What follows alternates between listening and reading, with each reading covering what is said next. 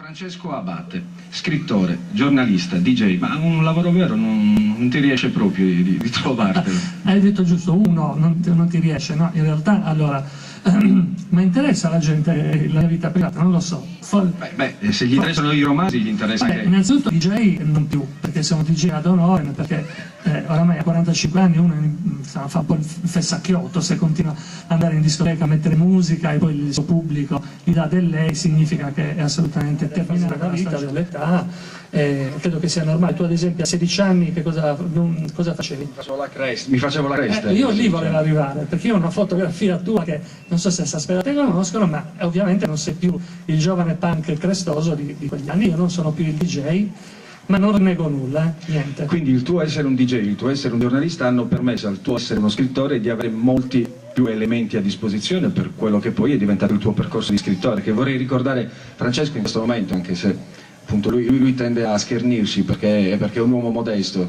è comunque uno degli scrittori di punta di Einaudi, questo vorrà dire qualcosa, e la sua collaborazione con Carlotto, che si è storicizzata negli anni, ha contribuito a rendere Francesco non solo quindi un autore importante per la Sardegna, ma un autore importante. È verissimo, credo che sia il male del nostro ultimo secolo, forse è il male dell'umanità, però nell'ultimo secolo secondo me si sono persi i freni inibitori da un punto di vista etico, da un punto di vista morale, per cui il tradimento è la costante in ogni campo, in ogni situazione. Il tradimento è darmi quel tipo di latte, il tradimento è non essere leale con l'amico, non essere leale nei rapporti amorosi, ma il tradimento è anche tradire una propria terra. Io so che tu tra un po' leggerai una cosa, però in questi giorni stanno accadendo delle cose che un attento osservatore, mi voglio definire soltanto così, oppure un osservatore tignoso, aveva, come molti di voi sicuramente già osservato da tempo, e l'ho raccontato in Così si dice. La Sardegna in questi giorni sta bruciando e sta nuovamente riportando dei lutti, e questo non sta succedendo a caso,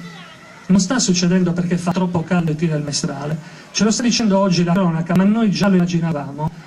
E io vorrei citare Pasolini e dire che però noi questo lo sapevamo già, non abbiamo le prove, non avevamo le prove, ma lo sapevamo. Allora Così si dice, racconto forse uno dei tradimenti dei maggiori, che è quello di tradire la propria terra, perché racconto come questi incendi, avete letto i giornali oggi, c'è la mafia dentro, e va, c'è la mafia dentro, non lo sapevo. L'ostinato lavoro di un luminare delle discipline cliniche.